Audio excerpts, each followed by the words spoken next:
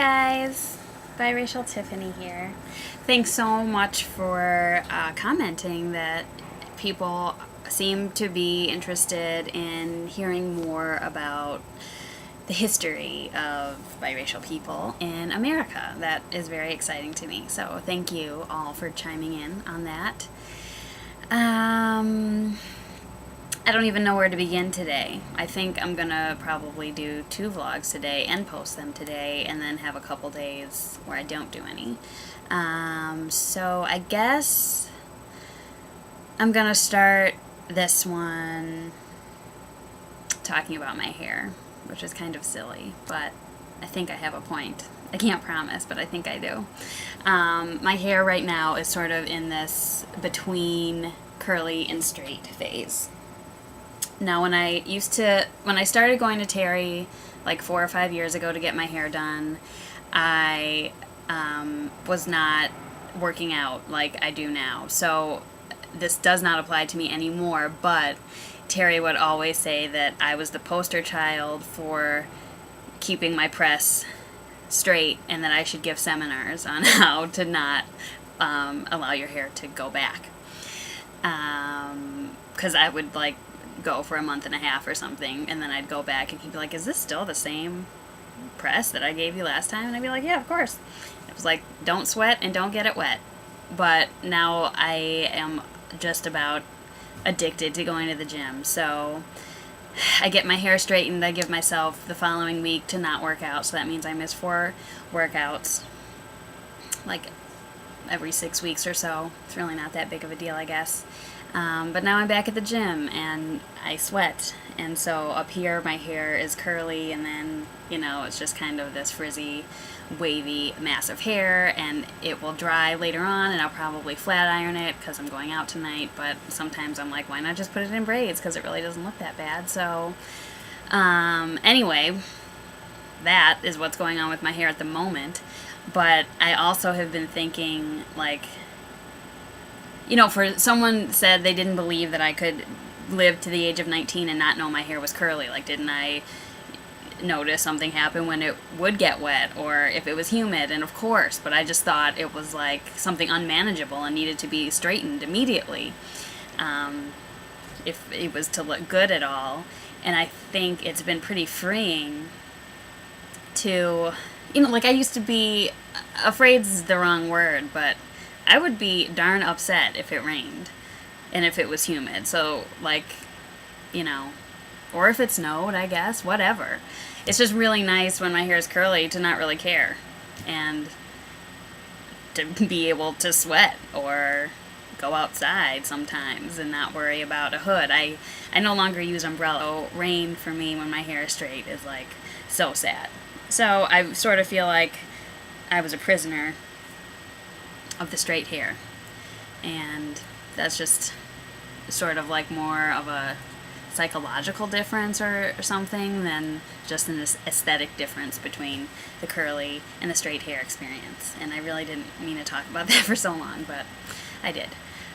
I also believe that I said I was going to be showing a picture of Keshawn Cole James, because I think he's so cute it just needs to be seen.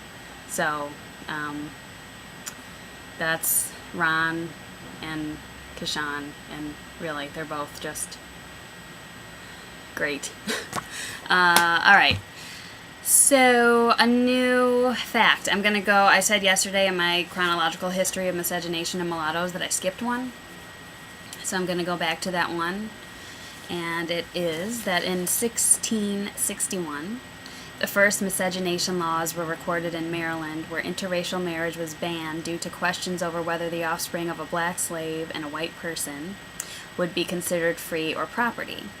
Legislators proclaimed that fornication between whites and blacks was equivalent to bestiality. Eventually, 38 states adopted anti-miscegenation laws. So, you know, that's a fact. Now, unfortunately, it seems as though some people still feel that fornication between whites and blacks is equivalent to bestiality, because not more than 2 days ago I got a comment to that effect. And I try not to swear on my vlog, so I'm not going to say it, and I wish that I remembered what video it's in. I don't know, there's some annotation thing. If I can figure that out, maybe I'll write it in there what video that comment is on. So we still haven't eradicated that idea. It's not an ideal. Alright, so then we have the deviating from traditional English law, that the children would have, you know, the race of their father. That's one that I shared yesterday. So the one after that is in 1691, Virginia outlawed interracial couples and labeled their children as that abominable mixture and spurious issue.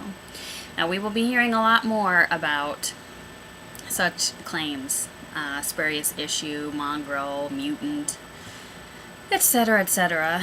This is kind of early to be hearing that, because there was a time before 1850 where whites kind of needed mulattoes to sort of help control the black slave population. And I'm going to have to refresh my memory on like how and why exactly. I'm assuming we're talking about the free mulatto elite, which probably were slave owners as well. But as we got closer to emancipation, the mulatto, like the white people needed mulattoes to be black so that they could have these clearly defined laws. Although from 1850, I believe, to 1920 or 10, there was on the census a mulatto box. So that's very interesting that has existed in this country. There was a time, although it was brief, that we were a third category. Frankly, I'm not trying to be a third category. I mean, I see that would sort of be progress because that's allowing me to identify as both, but really I think we don't need the boxes at all, and that's the greater goal. So, with that being said, I think I'm going to finish this one, and I'll do another one,